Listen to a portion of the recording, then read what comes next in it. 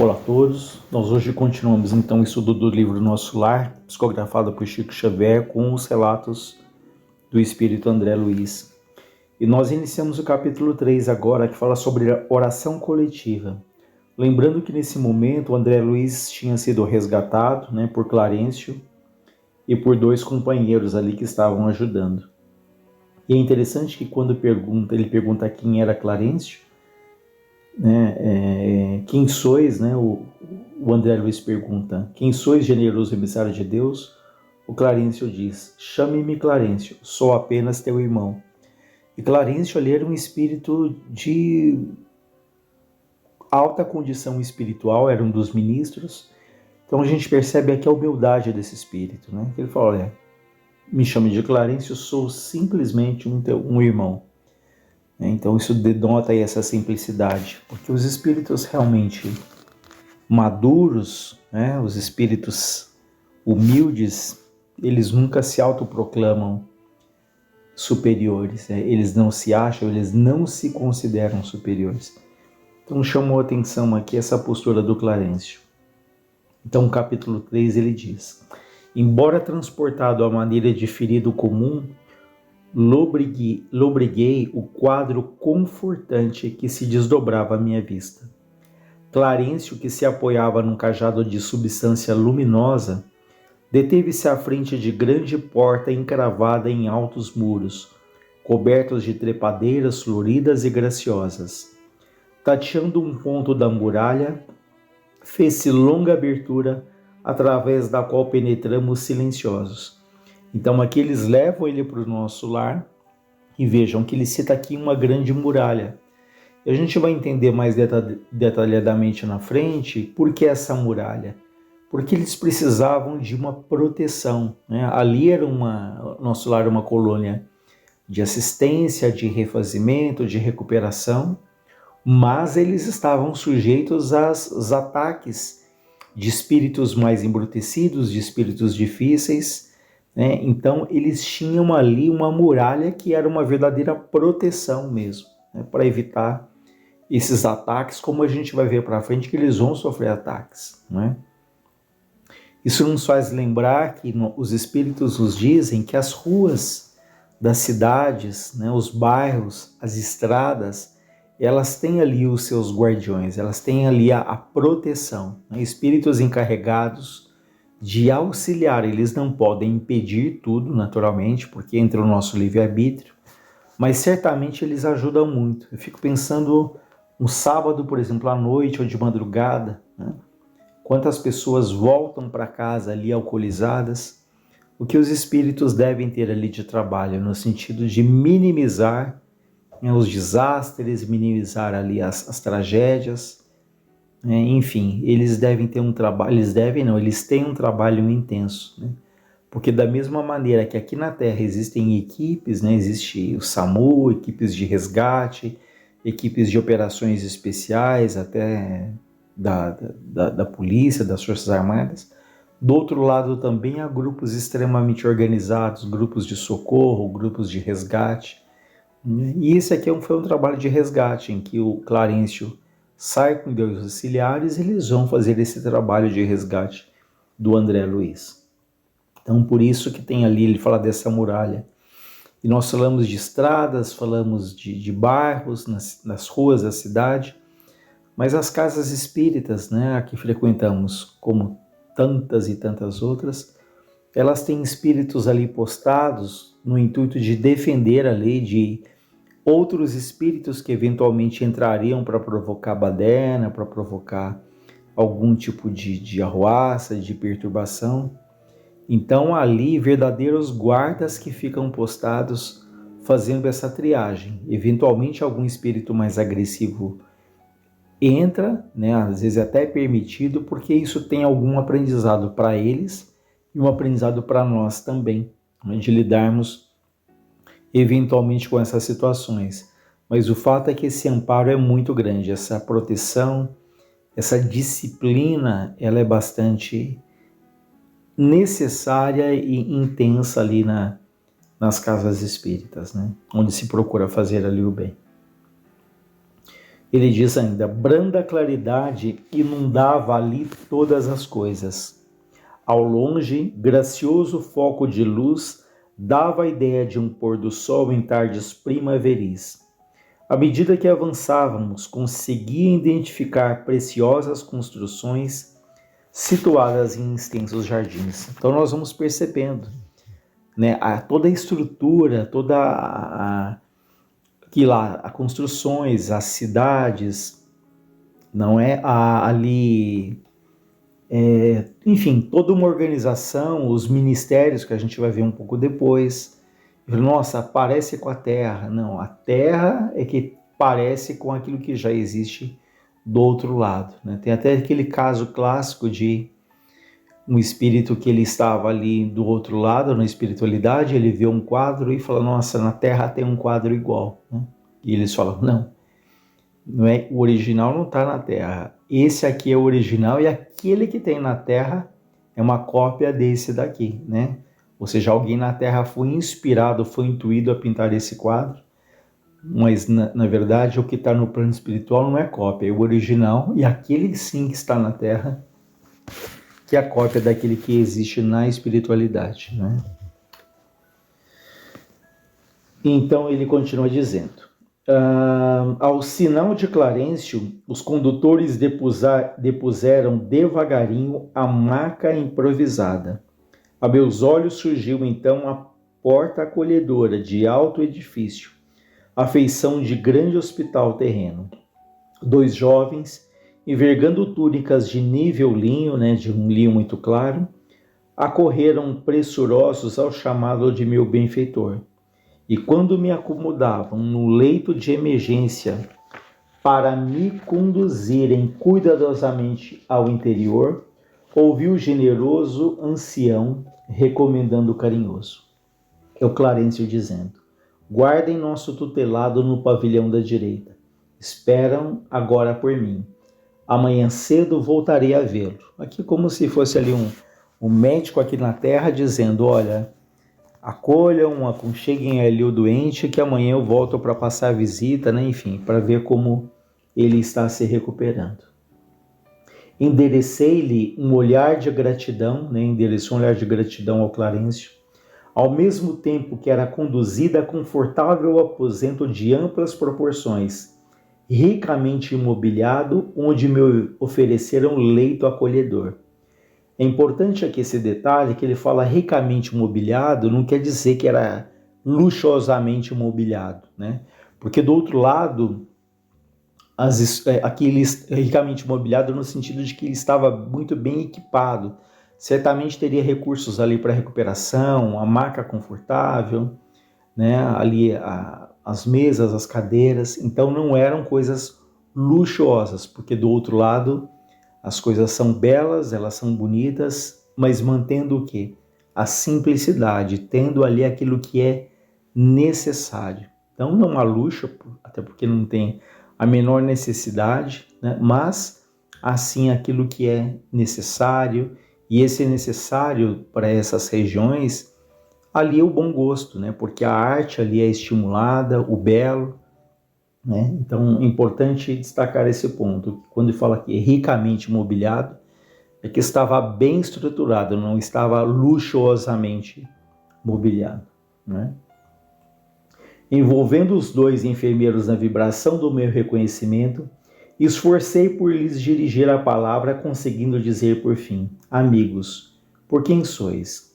Explicar-me em que novo mundo me encontro. De onde vem essa estrela, agora essa luz confortadora e brilhante?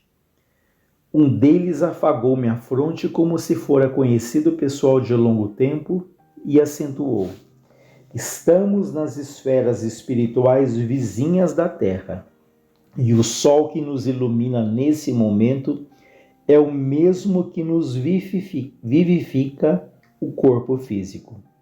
Aqui, entretanto, nossa percepção visual é muito mais rica. A estrela que o Senhor acendeu para os nossos trabalhos terrestres é mais preciosa e bela do que a supomos quando estamos no círculo carnal. Nosso Sol é a divina matriz da vida e a claridade que irradia provém do autor da criação. Então vejam que ele fala que o sol que está em nosso lar, que aquece nosso lar, é o mesmo sol que nos aquece aqui. Olha, vejam que interessante isso. Porque o nosso lar está nas esferas espirituais vizinhas da Terra, como foi dito. Ele está localizado ali sobre a cidade do Rio de Janeiro, né? Então está muito próximo daqui. E é interessante então pensarmos e chegarmos a essa conclusão de que é o mesmo Sol. Então talvez nesse momento uma pessoa que foi muito querida nossa, muito cara, um pai, uma mãe, um irmão, um filho, talvez eles estejam agora sentindo os benefícios do Sol, vendo o mesmo Sol que nós estamos vendo, né? Olha que interessante esse aspecto. Então é o mesmo Sol do nosso lar, é o mesmo Sol que nos ilumina aqui também. E vejam que, voltando um pouquinho, o André Luiz ele está conversando ali com eles, né?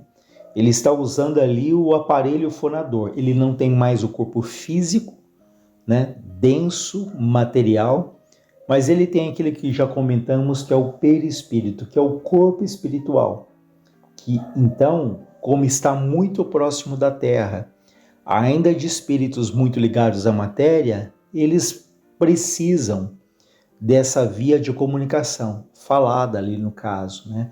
Vejam que ele deitou numa maca, enfim, muito parecido aqui com a Terra, só que lá é matéria muito mais sutil, muito mais rarefeita, não é?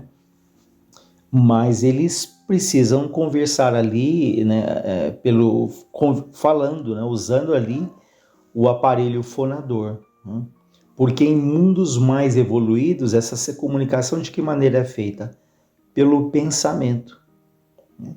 Pelo pensamento. Mas aqui não, pela condição dele, eles precisam conversar, falar ali, né?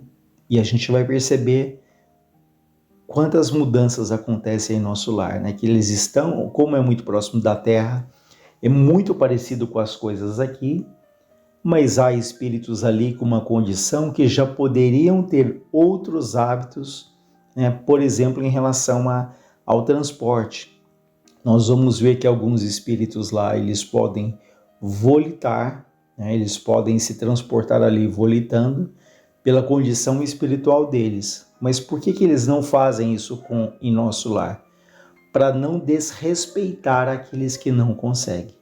Então, o exemplo de André Luiz acabou de chegar ali, ele ainda tem ali necessidades muito parecidas com a da Terra, né? De alimentação, né? Se ele quer se movimentar, ele precisa caminhar, né?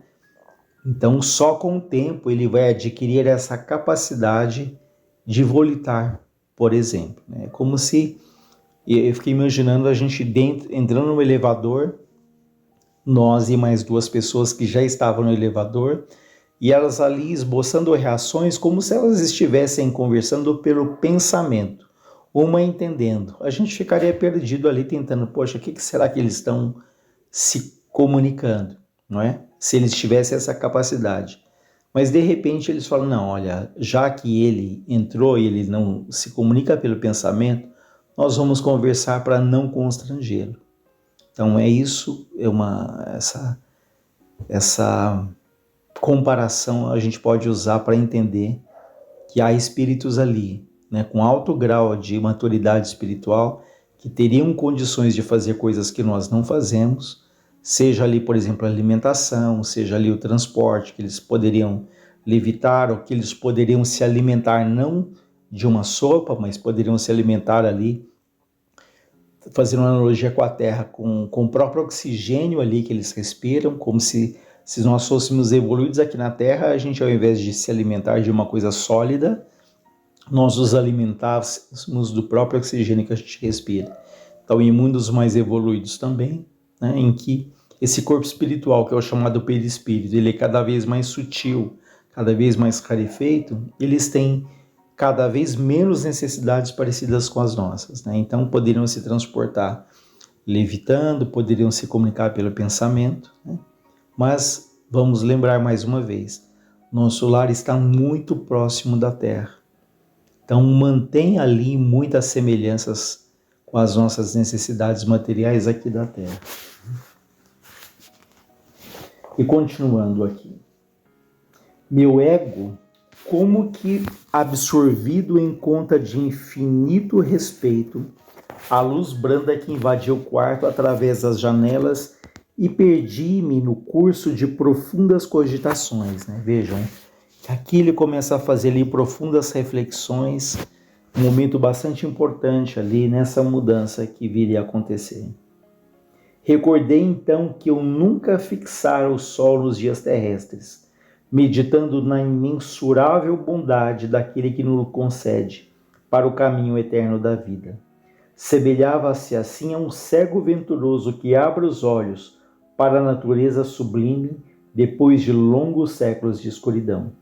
Então vejam que ele fala que ele nunca havia aqui na Terra fixado o sol, observado, contemplado. E é muito interessante pensarmos no nosso dia a dia o quanto nós temos perdido esse poder, essa capacidade de contemplação.